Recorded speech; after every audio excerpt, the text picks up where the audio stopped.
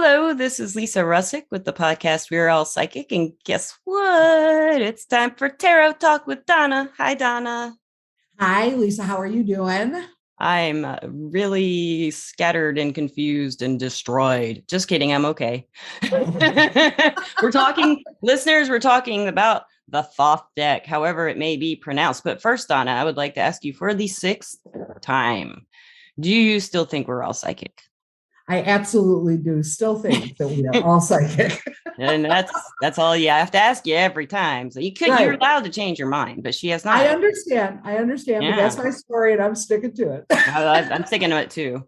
So listeners, the Thoth deck, I call it the Thoth deck. And before we started the podcast, I asked Donna, like, is that the right way to pronounce it? Because she has pronounced it Thoth in other podcasts.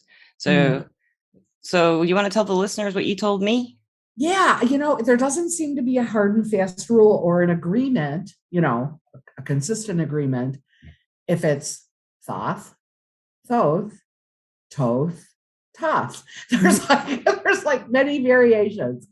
I'm more comfortable just saying Thoth, but if you're more comfortable saying Thoth, everybody always seems to know whether they agree or disagree on the pronunciation, what deck is being talked about. So I guess that's really And now, listeners, we are doing a video podcast. This will be on Spotify, and eventually I'm going to get my Spotify videos on YouTube when I get around to it. But if you'd like to watch it, we'll show you some cards from the Thoth, the Aleister Crowley deck. Now there's also some discussion about that's a podcast by itself. I'll have you back for that, and it won't be a tarot talk. It'll be a mythos. A figure of but there's also some discussion about the proper pronunciation of Crowley. Yeah, I've heard that too. So yeah. Crowley. I always say I have, unlike years ago, I have actually adopted Crowley, and the only way, frankly, that I remember that seems to be the more accepted pronunciation is I always say it's a crow, not an owl. Right. Yeah. So it's owl, not a crow. What if I get confused and think it's an owl, not a crow? Again, people will still always know to whom you are referring. Yeah, you're right. I think always. You're right. I've seen documentaries on it, and I do remember them saying he preferred Crowley in some of the documentaries. So yeah, that does stand. I remember that now. And my rule of thumb is how people pronounce their own name, whether I think it's correct. Yeah, they want it that way. Tell me, like if you were to tell me, even with the spelling of your first name, that you preferred to be called Liza, I would call you Liza because it's your name. Right. But I guess when you're like a big mythical figure like Aleister Crowley or Crowley, people, they can change it up and they don't know what his preference was because he hasn't been alive in a long time. No, that is true. He's been gone for quite some time. I think the fact that people are still talking about him would probably make him very pleased. So, yeah. Oh, yeah. Just a guess. I think your guess is absolutely correct. So listeners, first of all, the Thoth deck, I'm going to show you what I have. This is a Thoth deck, and she has hers too. You see, they're a little different from like the traditional Rider-Waite that we do a lot of the tarot podcasts with, and this is the Rider-Waite. So you can see a difference, and they also kind of work differently. So Donna, would you like to tell the listeners the differences between the two, the major differences between using them and the cards? Yeah, and one of the things I wanted to start out with, and I have actually heard that in some circles, some belief systems, there seems to be, and I don't know how widespread this is, I can't speak to that, there seems to be some distinction made that somehow Thoth is not tarot. In my humble estimation, nothing could be further from the truth. It absolutely is tarot. It follows all of the conventions and protocols and standards of what would constitute the system of tarot. Unlike other types of cartomancy, and there are many, many other kinds. There are angel cards and oracle cards. There's Lenormand. There's something called Kipper, which I'm only very, very marginally aware. Yeah, they're kind of like Lenormand, the Kippers. Yeah. Okay, well, but those are actually, it's all cartomancy. Those are different systems. They follow different Yeah. rules. But Thoth is tarot. It's absolutely tarot. There are 78 cards. There are 22 majors. There are Yeah. 6 minors. There are 16 court cards. And so it's, God damn it, pardon me, tarot. It's tarot. She said it here. It's a done deal. You cannot argue. You can't because it's recorded and you will never hear you. They can yell at the recording if yeah, you can yell at the recording. And then since we're all psychic, she might actually feel your angst. Exactly. My ears might start burning or something maybe even worse might happen. I don't know. But yeah, so there are a couple of differences. One of the probably, well, it actually involves 4 cards. One of the things that is different is the attributions for the card that Crowley calls adjustment, which in Rider-Waite is called justice. Okay. And the card that in Rider-Waite is called strength, and in the Thoth is called lust. Not only are these cards renamed, their numbering system, where they fall in the majors are numbered 0 through 21, making 22 total. In Crowley's deck, or the Crowley-Harris deck, card adjustment, aka justice, is numbered 8. Rider-Waite, Lisa, you've got strength is my 8. Yeah. Right. And lust, aka strength, instead of being card 8, is card 11. Right. And okay, why the switch? Well, I know the Tarot de Marseille does it, and I'm curious to hear what the Crowley reason is. Yeah. Also, just for a little bit of backstory, and I probably should, I don't have notes in front of me, so if I make a mistake, believe me, somebody I'm sure will correct me. But there's the gold. Okay, so Crowley was a member of the Golden Dawn, but actually so was Arthur Waite. So why the departure? And the Golden Dawn system follows, or Crowley followed the Golden Dawn system. Right. I actually like Crowley's reasoning and what his reason for this is actually based on Kabbalah. Okay. So the path on the tree of life, which is the Kabbalah, is more consistent. The energies of that are more consistent when they're named this way. Car. And also the Hebrew letters associated with each of these cards are more consistent. Okay. And that I don't have my notes for. But the idea that, let me see if I can even figure this out by looking at the card. I should be able to, but probably I won't right at this moment. But there is, okay, so there's Leo energy in the strength card, which of course, there's a big old lion on there. So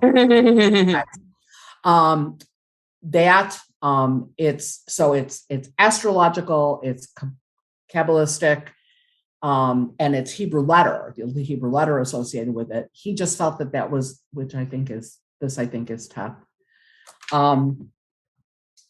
It's much more consistent with the energy of the card. There would be no reason then, and the idea of the way, particularly because in Hebrew, letters are numbers. I didn't know that. Yeah. Yeah, letters are numbers. Okay. So in keeping with that whole system, this made more sense. Yeah.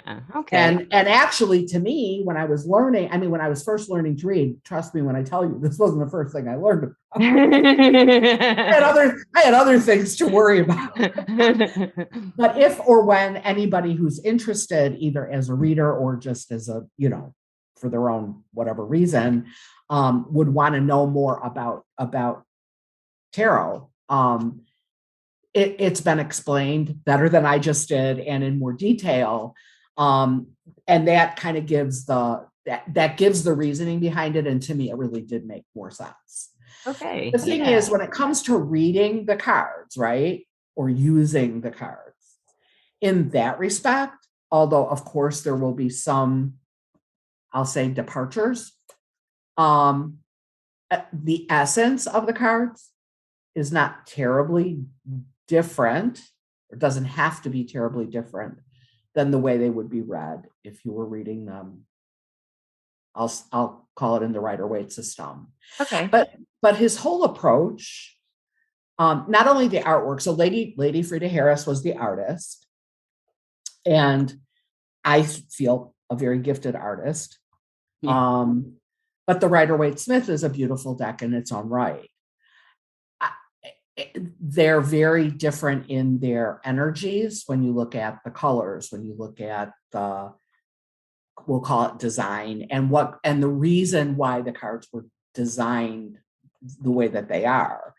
Because again, the whole idea, depending on how you want to look at it when you're learning tarot or learning to read tarot, is, seeing the card, seeing what's happening on the card. And we've talked about this in previous podcasts. Yeah. A lot of it is what it awakens for you, intuitively, or if you begin to free associate, if you see a card like I don't know, see them, I just pulled the Prince of Cups and I'm looking at it. Right. Listeners, if you're watching. Yeah. Looking at this guy, isn't he handsome? All right. So yeah, there's a lot of difference here than in a traditional, in a Rider-Waite Prince of Cups. And this guy, he there's a lot of details. When I look at it, I don't like the Prince of Cups or the Knight of Cups, which I usually think of as like a romantic artsy type. When I look at this guy, he makes me think of kind of like a free lover, free love. Well, He's going for it. He's yeah, like, yeah. And even there, like, again, the energies behind the court cards are a little bit different, because again, in the Rider-Waite system, when you get to the court cards, you have a king, a queen, a prince, and a king, a queen, a knight, and a page. So very much the way a medieval, hierarchy kind of, yeah. Because again, king, queen, knight. The knight is the one who kind of goes out in the world. He's the one who's got, tasks to do out in the world. He's out there to prove himself. Yeah. And then the page sort of serves either the knight, usually a page serves a knight, but pages also served in court, right? In royal court. Crowley calls the court cards the knight. There is no king. Yeah. The knight, the queen, the prince, and the princess. So his way of looking at the court cards ties to, and again, I don't want to get too esoteric here, and again, especially without notes, I also don't want to embarrass myself. But it's not that I don't know, but when you're talking extemporaneously, sometimes it's just like, I know you mean. But the idea that actually ties to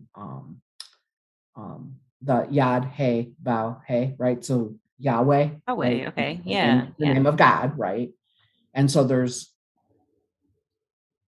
Yad, that's your knight, aka king. Your Hey is your queen. Okay. Your Vow is your knight or your prince. And then your page or your princess is that final Hey. Oh, that's really cool. I did not the way that's more about, it's almost more like a family unit. Okay. And it's more cyclical. There's a movement to that, because at one time, that knight who's now wed to the queen, they beget the prince and the princess. The prince does have, in many ways, the knight's role. He has to go prove himself. They're brother and sister, but he has to go find a princess. Yeah. So he can Right. become the knight and she can become the queen. Yeah. And the princess is going to wind up from that family unit, is going to wind up finding her prince, and they're going to become a knight and a queen. So there's a more dynamic, there's a more, to me, there's more life in that. There's something more that kind of speaks to life cycles. Family and like bonds and Yeah. where they come from and how they're evolving. And yeah, that's really a really good point to point out there. I hadn't thought about whenever I read like Rider Waite, say I get a queen and a king. If I were reading Thoth and I got a knight and a queen, I wouldn't, gosh, these cars are just being butt heads today. I wouldn't, I would think of them as a pair. But if I had a Yeah. deck with a prince and a princess, I would think of them as a pair, not brother and sisters. But what you just said makes much more sense, you know? Well, and the thing is, they're brother and sister to each other, but because there are other princes, other princesses, again, the idea that they each find their partner and then beget, they become again knights and queens. And but I guess the difference for me, just in my own way of looking at it, is because we talked about the knights kind of being the ones who have to go out and prove themselves, right? They still have something to do in the world. Um, Again, not so sure why it wouldn't be a king, but a king to me is already settled. He's established his domain, he's established his Yeah, realm. yeah, yeah, The knight is still yeah. in action.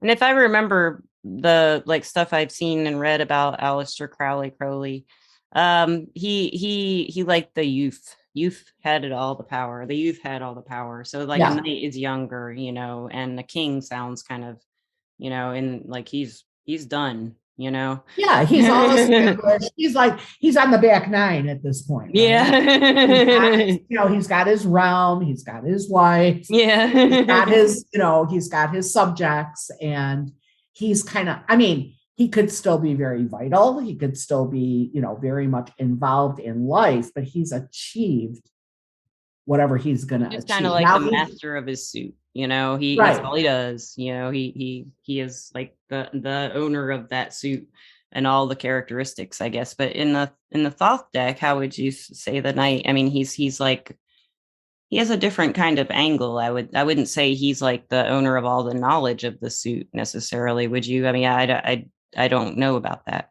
No, and again, I feel like he's still on. The way I look at it is he still has things to do. Okay. So there are still worlds to conquer. Yes. So he would be almost like and I don't want to attribute this necessarily to anything warlike because it doesn't necessarily have to be that, but very often, if you look at quote unquote the real world, right, and you look at systems of royalty or whatever, in times of peace, obviously the king could kind of kick back, right? But in other times, he had to go be like an active warrior. He had to, inspire his troops. He had to keep things going or regain some semblance of order and peace. So Yeah. I look at the knights as pretty dynamic. Yeah, they're always And, working. yeah, they still have work to do. And Mhm. and they're actively doing it. They're not one of them sits on a throne. They're True. all they're all mounted, right? In Yeah. in Thoth, they're all mounted. So they're all on horseback and they've all, they all got business, right? They've all got They stuff do they have gotta business. do. I'm So looking for one. I want to see some business. exactly. And the princes draw chariot. The princes are in essentially chariots. They're Yeah, already in yeah. chariots. They're driving their Um, fortune. Right. So, but yeah, so the knights, actually the only one he's still on horseback, he's not going very far, very fast, is the Knight of Discs, aka King of King of Pentacles. Pentacles. Yeah, And he's that's that's another about difference. That's another difference. right. And we can talk briefly about that. The suits in Thoth are wands, familiar, cups, okay, fine, swords, and then we have discs versus pentacles Right. or Right. coins. Oh, yeah. So yeah, and again, he had his reasons. And often, here's one of the biggest differences, and one of the things I really like about the deck is his whole approach to the idea of Earth, right? What Earth's energy is, or what Earth energy means, and what its purpose or function is. Especially if you go back far enough, and even in magical systems, and even in religious systems, Earth was kind of, the material world was a problem. I mean, we were all in it, we were all stuck in it until, Yeah. We would die and be delivered in whatever manner, right? But the idea that the material world is like, that's where all the trouble happens. Right? Yeah. That's the problem. That's the problem. We have physical bodies. So we have physical needs. We have physical desires. We have physical limitations. And if you take a more, I'm going to say this, and I'm not looking to diss or rip on anybody who happens to be Christian, because I have no axe to grind. But some of the more restrictive, and if you want to say fundamentalist, or I'll even call it old-fashioned Christian beliefs, again, was this idea that the material world is the problem. Yeah. If we hadn't sinned, we wouldn't even be here, right? Yeah. So we're already here as sort of it's already kind of a punishment. Yeah. Right? Crowley took a very, very different approach to the idea of what the material world is and is meant to be, what it gives us. And it's actually a gift, not a burden. I mean, yeah, it's a burden. We get sick, we get old, we get infirm, things break, Yeah. Parts of us break, right? They get worn out, and there's no replacement parts for some of them. We don't have oil changes. Yeah, Richard.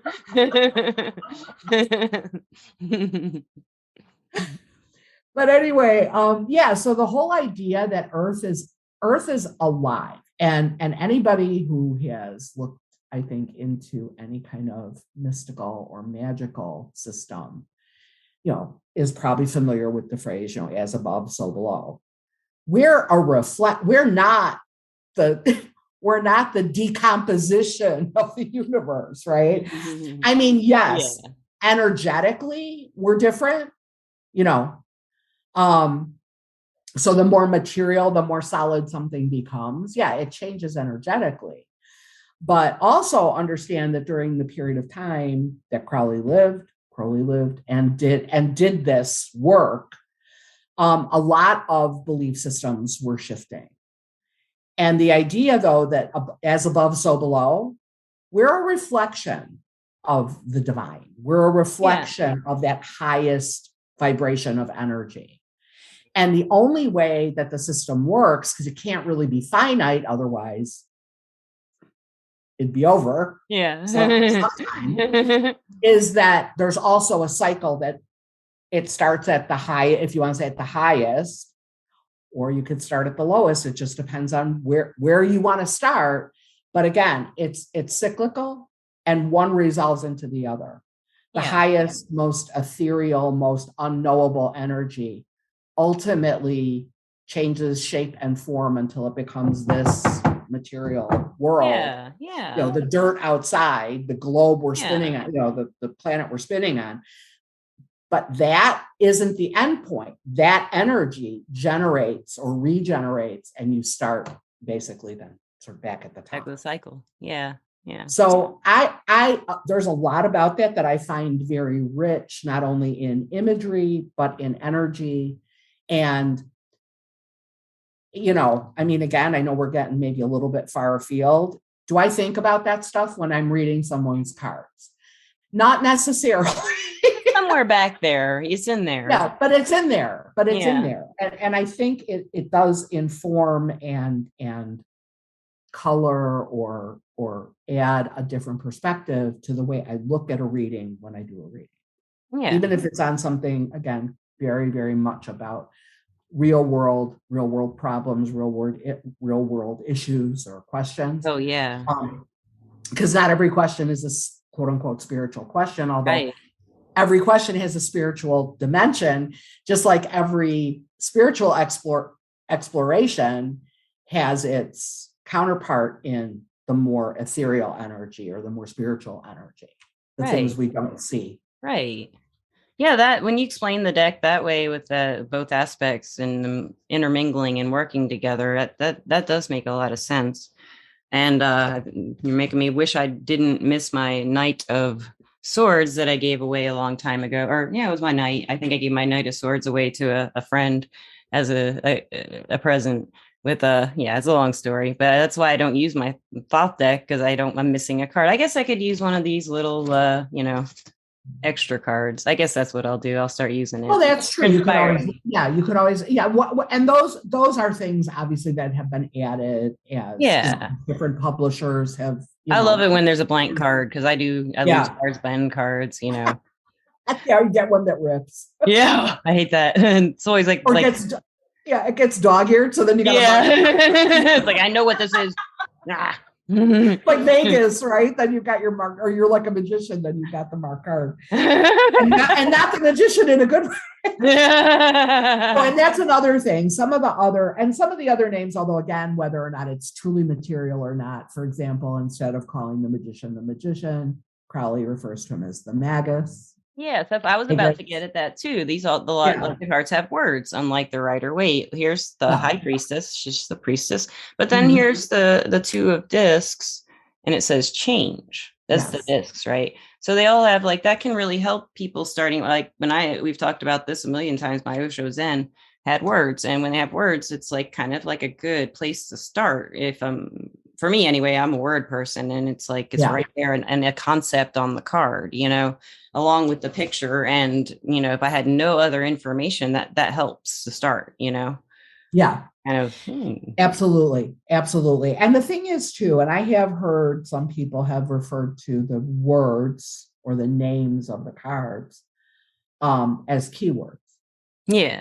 I do take exception with that. Yeah. Only because to me, keywords are kind of a different, I mean, again, I don't want to get into semantics and I don't want to sound like I'm this, It's just your preference. Whatever. Yeah. But it is a preference, but here's why. I mean, I do think that particularly because so many of the cards, once you get away from the court cards and the major arcana, are not populated, right? They tend to be quite geometric. Right. They're very rich in imagery, but they don't have people. There's no story on this card. Yeah. Look at your 10. Okay. You got my pleasure. Yeah. I do.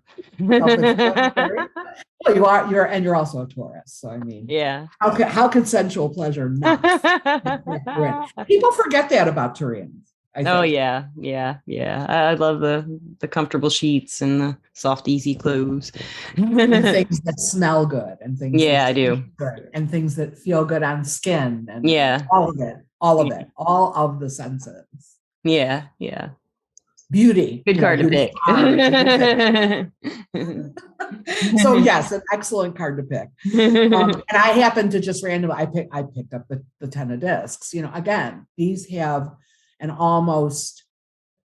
some of them have a very geometric feel to them. Some of them, yes, they depict objects like that has 6 cups on it, right? With lotus flowers and flowing water. They're beautiful, but there's no immediate or apparent story going on. Right. Like with the Rider Waite, there's people doing stuff usually. Yeah. Well, if you had pulled the 6 of Cups Rider Waite, there's a story going on there. Yeah. Right? Yeah. 6 of Cups in Rider Waite, you've got the woman giving the flower. Yeah. It's like the younger, to the young child, or the older child giving it to the younger. They're in a village, and there's a village in the background. They're in a garden. They're in what appears to be a garden. There's a little story going on there. There's a little vignette, like a snapshot, right? Yeah. Of something going on. Yeah. With people. Yeah. With actual people. And Thoth doesn't have that. So for one thing, yes, having that. But for me, again, and going back to the whole idea that, that words are numbers, but more so that that you have a concept behind the keyword. behind the Yeah. keyword. Yeah, I Yeah. agree with you there. I have a lot of catchphrases instead of keywords. I Mhm. like all my cards will have like maybe anywhere from 2 to 10 catchphrases that I kind of filter through looking at the other cards around them when I'm doing a reading. So Mhm. it's so like, you know, but I have a concept behind each of one of those kinds of concepts. I mean, you have like an idea of what goes behind it, not just like pleasure. You know, in this case, I would be like, you know, if it's say it's with the hermit, well, the hermit really enjoys his alone time, you know. Yeah. You know, that's Yeah. kind of how I would see that instead of just pleasure. You know, it'd be like with another card, you can combine it and see something there, you know. So, you know, he enjoys his alone time. And also I don't know what if the pleasure card, for example, in this deck goes any like further deeper. But for me, when I look at it, like the cups are all closed. It's like you're containing the enjoyment within, but you're spreading it out too in the card. Like, you know, you're sharing Right. it. There's still a flow. It's like Yeah. the feeling inside of us with these pictures Yeah. of what these words are. You know, Yeah. kind of what I think of, you know. And again, I will say that there is some interpretive variation. So, does the Six of Cups in Thoth exactly match I'll say kind of we'll call it the little white book definition or interpretation that's at least supposed to be a starting point for Yeah. interpreting reading the card. And it's not exactly the same. And again, what Crowley brought to the mix was based on Kabbalah, astrology, the tarot system that already existed in terms of suit and the progression of the numbers, the numbering of the cards, the 2 through 10. He even incorporated some I Ching references or I Ching references. Ooh. And also again there's the astrological attributes, That's which what all most kind of, people know. That's what most people yeah, associate with the Thoth deck. They're the yeah. astrology, and each card has some kind of astrological um what's the word I'm looking for? Companion. That's not the word I'm looking for, but you know, a Well, comparison. there's a right. There's a Correspondence. representation or correspondence. Yes. Found it. Yeah. And again, I mean, can that really enrich a reading in terms of Yeah. interpretation? Yes, it can. Yeah. But again, and I love the Six of Cups for this reason, and it's a pretty easy example to make. So in Rider Waite, very often what you would get from that card, or one of the starting points in reading that card, again, obviously still in the context of what else was going on, is maybe a feeling of nostalgia, a Kindness. sense of, yeah, Yeah. a sense of that sort of maybe um I want to say maybe kind of the innocence or the purity of childhood. There is a real innocent feeling to that, and it makes me think. And when you say nostalgia, I always think of nostalgia with it too. I'm digging through looking for it, but it's also it has a little taint of like sadness in it, but bittersweet. You know, And that's right. And that's especially from an adult perspective when we think yeah, back on our childhoods, even if our childhoods were perfectly lovely, but whether they were or they weren't, right. There's yeah, that little bit of that, there's that kind of that longing to go back to that innocence yeah. or that There is. feeling of just sort of innocent pleasure in loving or in connecting with people. Now, contrast that with the Six of Cups Yeah, there they are. If you're watching, they're both in there. both. And you get a very different interpretation because if I am not mistaken, and again, I don't have there it is. Oh, good. You're right here. This is, if I am not missing anything, this is the sun in Scorpio. It's astrological correspondence is the sun in Scorpio. Okay, what's card is that? That's the Six of Cups. The six. Oh, you have. Oh, I Yeah. couldn't tell. Okay, because Yeah, like I'm sorry. It might have had the glare on it though too. But no, yeah, there it's we just go. because like on my camera it's faded and on yours it's all bright, so I got Oh, confused. I'm not familiar with this deck as well as you are. So so there it is. I mean, and now Sun in Scorpio, Crowley takes a whole different path with this card.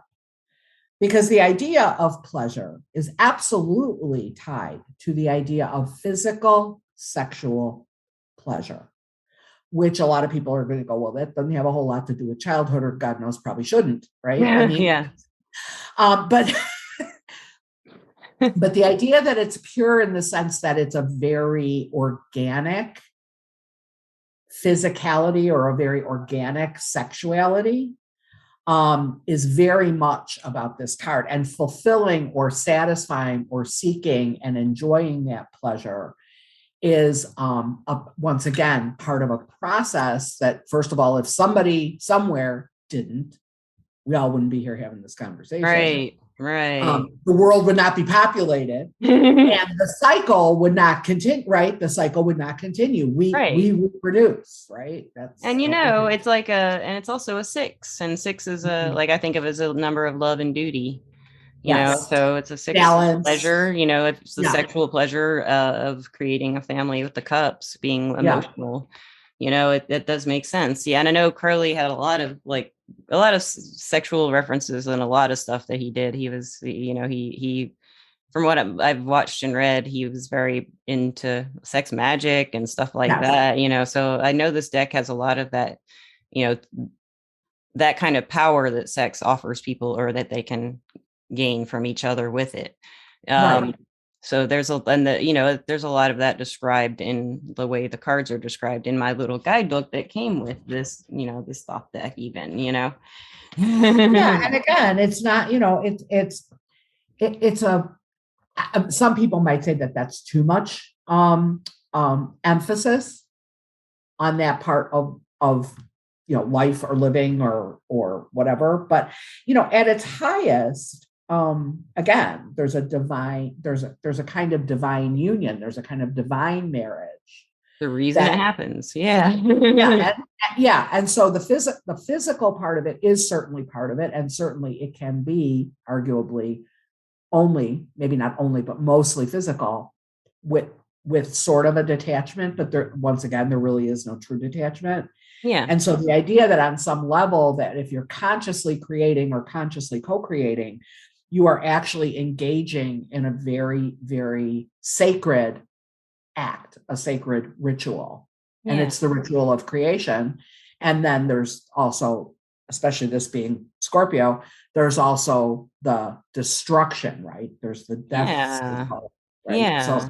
there's a lot of, a lot of this I know is like And really, that that really, well that makes me think of the power struggle in sex too. There is a yeah, power struggle sometimes, and it's a problem. yeah, Some people, they, or even animals, they have power struggles with sexuality and right. dominance and stuff like that. And it does seem to be in relationships that are intimate, loving relationships. Even then, there's a power struggle just about every relationship, a romantic partnership. There's going to be a power struggle, and sexuality is one way to fix it, a problem. Yeah. And it's also can be used as a weapon. That Scorpio, it It can can, be the contributor, right? It can be the yeah, contributing factor to the problem, or its resolution. yeah. So It's how you use the abilities given, and this yeah, gives you a lot of freedom. This deck gives you a lot of freedom of choice. yeah. Yeah. And consequences are defined. And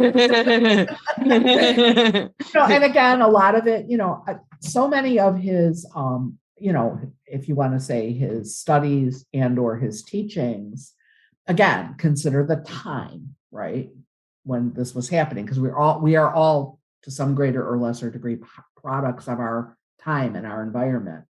So the way we grapple with problems, the way we look for solutions to problems, the way we rebel against maybe outmoded or outgrown systems, all of that, ties it. Nobody does this massive amount of work on a spiritual or magical level who isn't shaking up the system Yeah. on Yeah. some real profound level. And so and again, there was a certain amount of rebellion, not only from his own upbringing, against his own upbringing, but also of some of the whatever you want to say, the mores or morals or standards of the time, Yeah. because people were questioning those as to whether or not that was really valid or useful or whatever. I mean, it's so all of that does tend to play in. There's a whole system, there's a whole life going on along with the life of the tarot. But there's a timelessness even about the tarot because of the fact that certain things, certain archetypes, certain energies, we all as human beings, aside from our culture or the time in our culture in which we're living, recognize on some really primal level. And then that gets into the whole kind of Jungian thing about that whole idea that archetypes are recognizable across age and time and culture and society and all of that. So that's why tarot still works, I think. And I think that's why people still can relate no matter when a particular deck was, designed or cycles are the same. The things around us might look different, but the things inside us are the same. Yeah. Yeah, I mean, so there's just because there's no cell phones, in the tarot, and what I like to see truly, I'm fascinated by the variety of decks that are out there now. Not only, and again, people talk about clones, and that's not meant as a derogatory term, but a clone of a Rider-Waite deck is using, again, basically Waite's system. But then a different depiction, a different lens, a different perspective. And same thing with Thoth clones, although there are fewer of them. Yeah. The idea being that taking what Crowley did and changing how it's being depicted or how people can associate them with it. Maybe, and again, that may be more modern. It may be, I know there's a big upsurge in, for example, decks that are non-binary when it comes to depicting gender. That's great. I mean, that's wonderful. I think so too. Yeah. Because before they just had to kind of work with what they had and assign it. Yeah. It's like, okay, you got a male, you got a female. I mean, as far as a picture, that's all you got to go on. Yeah. And so it's like, well, but what about Yeah. all the other identities. And identities. So I like it all because it's not so much about whatever I personally believe or don't believe. That's not really the reason that my liking it or not liking it should even make a difference.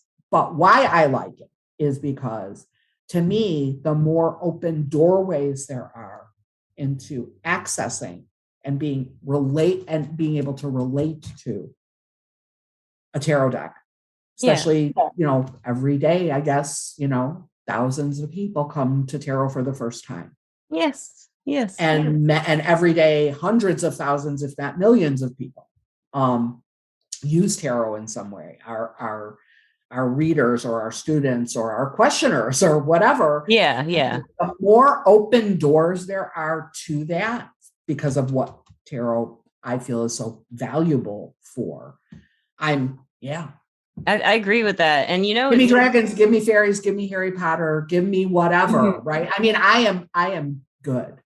Some of them make me laugh. Some of them leave me scratching my head. Yeah, I know, right? Yeah. But that's okay. It's great. God, I want to scratch my head a lot more. So, like I love those perspectives. So I want to ask you, what would you say your favorite card is in this deck? Your very favorite card, the one that really speaks to you about yourself or about life or about people, or like, is there one in this deck that really, or two, one that really does it for you? Like, as far as so hard. I know I should have asked you that before the podcast to think about it. I'm kind of going through them and trying to think too. I guess I do have probably quite a few favorites, but I guess one that I just love, just because of the way it looks and the way it makes me feel, does happen to be the love card. It's the Two of Cups. Oh, yes, it's beautiful. Let me find it is there's something so serene about that card. I love the color scheme. I love the... Oh, it's so sweet. And is that a lotus? Oh, it's beautiful. Yes. That's perfect. A lotus is perfect. Because to get through a new relationship, you got to come up through the muck. you know, Yeah. because there's some muck in a new relationship, like a lotus going through the mud, you know. Actually, again, if I am not sorely mistaken, all of Crowley's cup cards depict lotuses in some form or fashion. Oh, Some of them are like very, like this one is very, the one up here at the top where the yeah. water is very lush and beautiful and healthy. Some of them, when you start getting to like the 7 and the 8, where things are not going so great, Yeah. they don't look so good. Well, if you're on the 7 and you're drunk, it might not look that bad. Yeah, it's like beer goggles. Tarot beer goggles. Beer goggles. Let's do all readings with beer goggles. Exactly. So do you have advice to listeners starting out with a Thoth or a Thoth deck, and they just, first of all, you can figure out how to pronounce it. I'll give you that leeway. That's my advice. Pronounce it however you want, and ask other people, and start a conversation that way, I guess. But would you have advice for people, like where to start, like how, if they have used traditional tarot and if they haven't used it, both? You know, what if this, like, a lot of people are just drawn to this deck and they have never done tarot and they just want this one, you know? It is, I will tell you this, at least in my own experience and a lot of the feedback I've heard over the years, it is not the easiest deck to learn. Right. Especially if you're a novice. However, most of my tarot education and study and practice centered around this deck. It was kind of like, once I found this, I was home. Yeah. Yeah. It certainly helps if you have, I will say this, the book, not the LWB, not the little white book that comes with the deck, but Crowley's book of Thoth. I've seen it. I've seen decks with it in it too. Like it's a wonderful book. Yeah, but not for learning how to read this. It's just him talking about what he believes, I guess. I don't know. It's a great book for study, but if you want to learn to read the tarot, I don't suggest using the book to do it, because you will be so confused. It'll be like, I can't do this. You'll put the deck away. You'll never pick it up again. It's confusing. He was a brilliant man. He went off on a lot of tangents in that book. I mean, when I first started reading it, I realized that the first almost probably, I won't say half, but probably about a good quarter of the book is all dedicated just to the Fool. And I'm like, well, there's 78 cards here. Like, wait, what? Is this book going to be an encyclopedia? That's kind of what it is. It is a wonderful, I'll call it, study companion. It is not the best way. Maybe it's like the way to get into his mindset, and then you read the cards. Yeah. There are a couple of books that I have found to be much more helpful. There's and of course, right now I'm going to draw a blank on titles. There's a book by Milo Duquette, or Milo Duquette. That is wonderful. And I can always send those to you if you want to put them in. I can put them in the description if you have some listeners. And then there's as actual companion books to while you're wanting to learn the Thoth Tarot. Okay. They are much more helpful, much more instructive, and give you a framework or a system, which I think almost all of us need as we're starting out, right? To try to figure out how everything kind of all fits together with some clearer, let's call it, explanations of why the cards are what they are and kind of how to learn or start learning to interpret them. Yeah. But again, the Book of Thoth is not that book.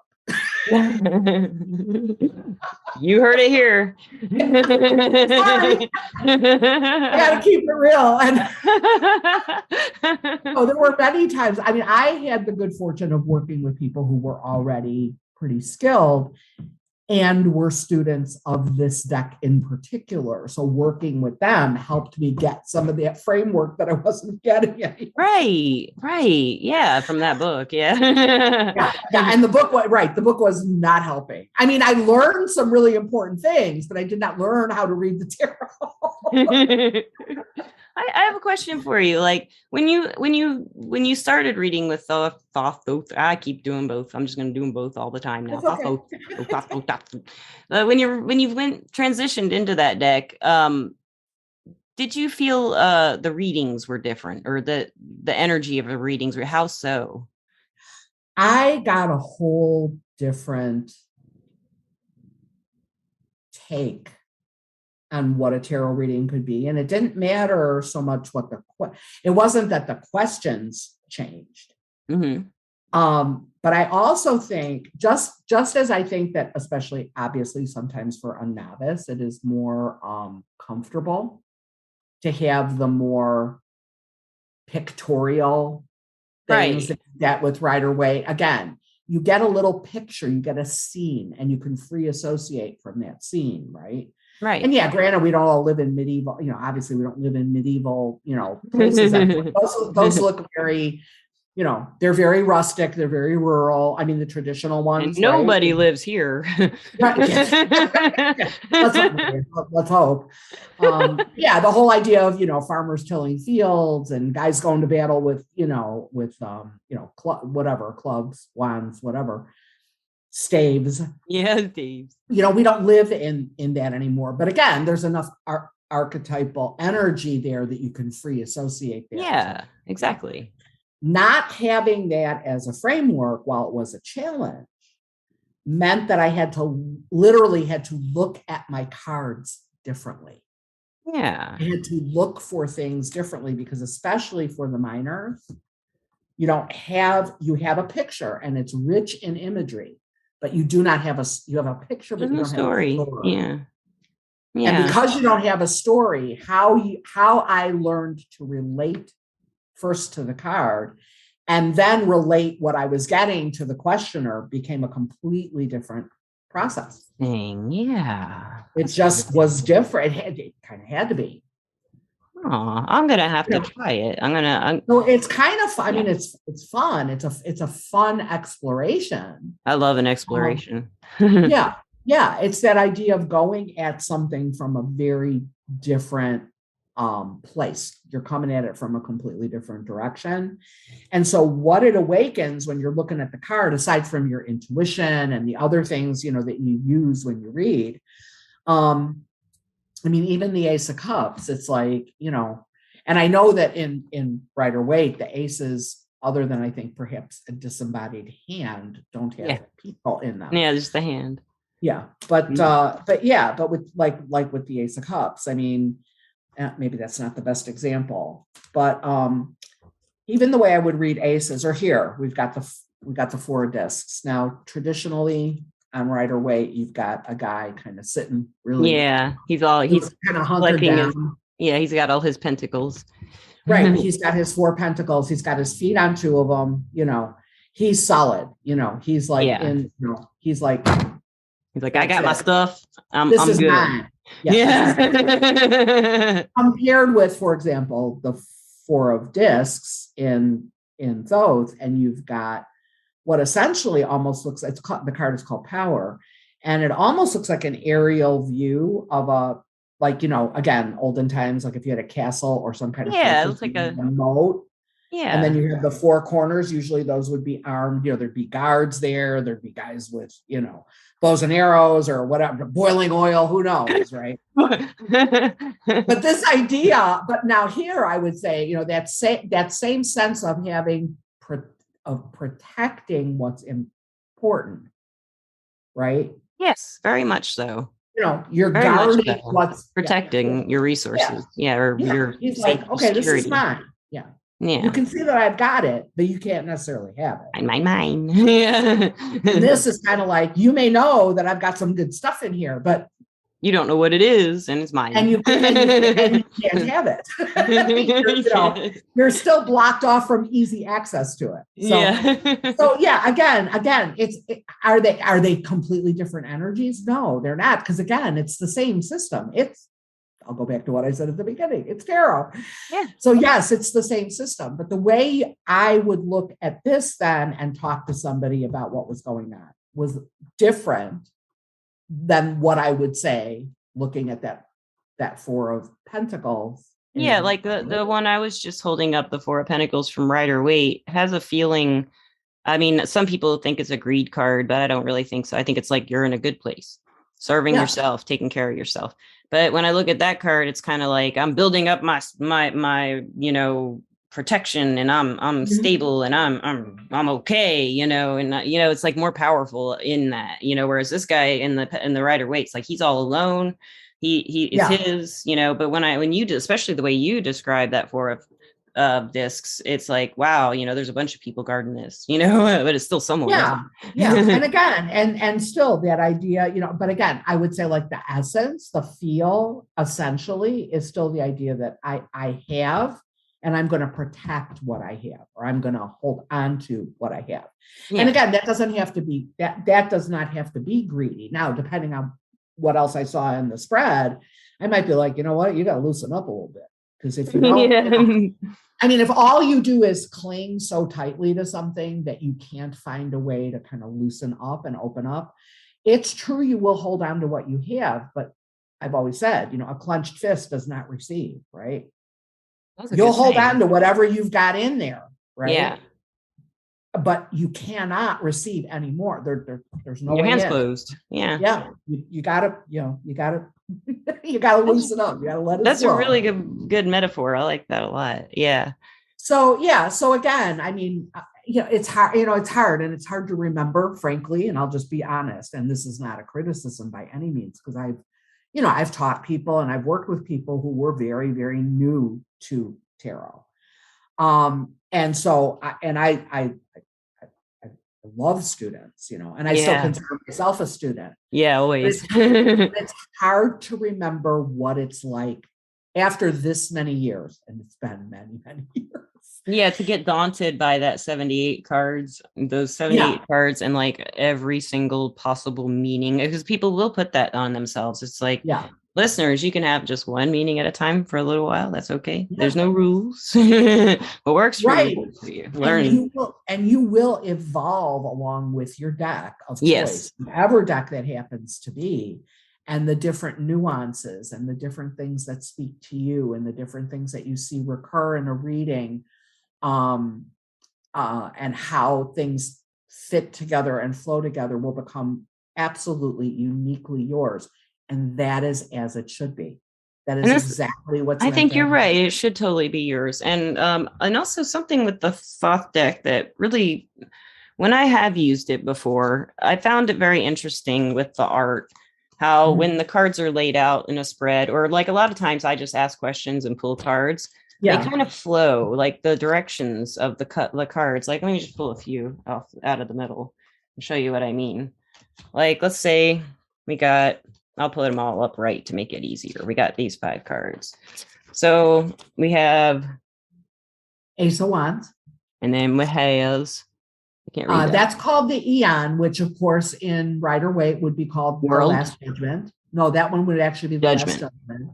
Okay, and then we have this one, Sun, and Right? then we have Our Knight of Knight of Disc. Discs. So if you look at all these pictures, like I'm trying to like show Yeah, like let me just put 2 next to each other, it'd be better. yeah, So like these all flow like this, and these lines yeah, flow like this.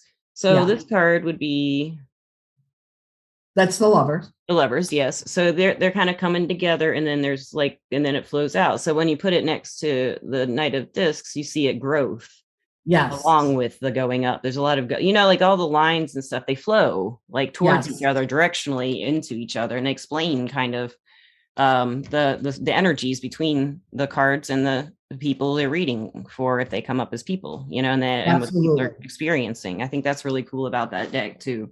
Yeah, I like that a lot. absolutely. There's a real and again, especially because so much, well, really for the minor cards, so much of the imagery is either some of it's more representational than others, some of it is quite abstract. Yeah. But the idea that really when you lay them out, even if you just, and I would even suggest this to somebody just for the fun of it, based on what you were just saying, is without reading the cards, just play with the cards. In other words, lay out 20 cards, lay out 5 cards, lay out 6 cards, lay them next to each other, move them around, look at one in relation to another without trying to read the card or interpret. See what occurs to you. And look what happens, right? Look what happens when you look at those images, the ones with people and the ones without, and the way when they're next to each other, whether it's the color scheme, whether it's the shape. Lisa, what you just pointed out, right? That flow, right? That flow, vertical, And you can just look at it, you just kind of see it. I don't know how to explain it any other way, because there's the world and the Ace of Cups.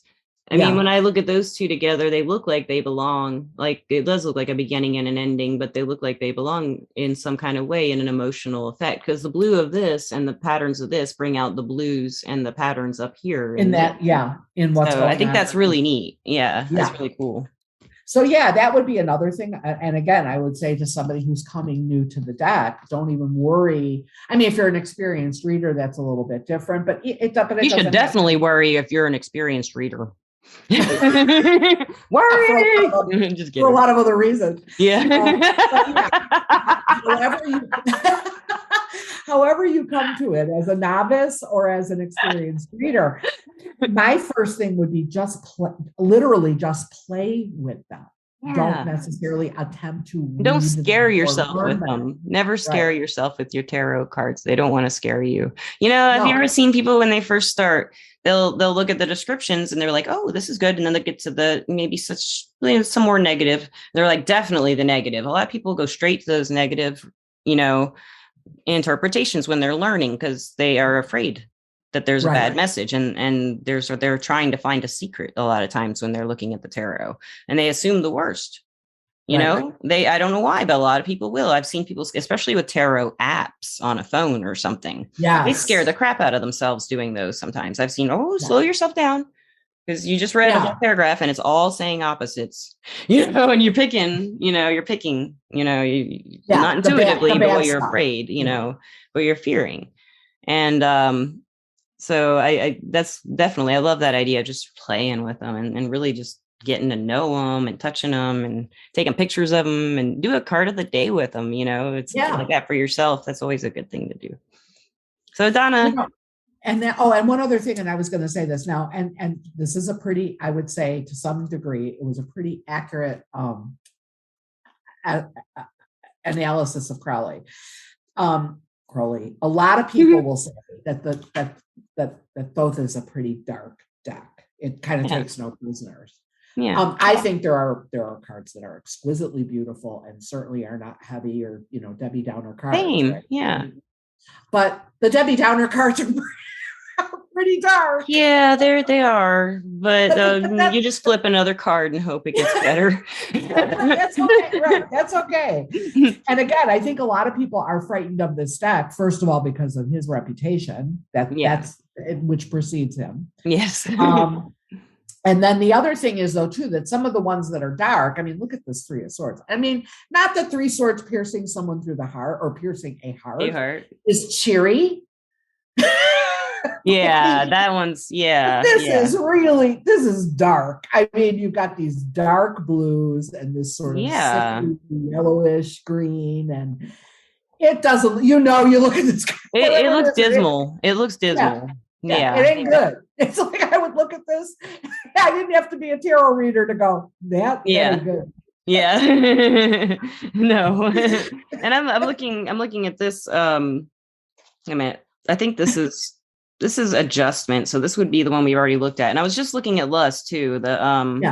These two, I think, are kind of scary. Now the lust one isn't as scary, I think, as like this adjustment one just looks just imprisoning to me. Like, I like the strength card, but I don't know what the this interpretation would be. I mean, the justice card. So I don't know how this would interpret it for the Thoth deck, but it just kind of scares me. And then the lust one, it's kind of enticing, but in a like risque way. If you're at watching a movie with your kids, you're not going to want this card to pop up, I guess. No, probably not. That's a discussion you don't want to have. No, not yet. That's an R-rated movie, right? That's not the And I remember this. No, this one's horrible. This one's dreadful. The feet. I mean, Right. it's kind of a pretty color scheme, but it's like something about it reminds me of bones being broken. I don't know why. Yeah. Like reminds me of like a turkey bone being about to be pulled apart and like bones being broken. Yeah. And that's well, it's not again, it's the Five of Swords. Five of Swords. That's a very brutal card. Yeah. Not the happiest card in the deck. So, but the thing is, to me, it's much more overt. Like you get a real, for me, I get a real visceral reaction from that. I do too. It feels like it's about to snap, right. It feels like it's about to break. Right.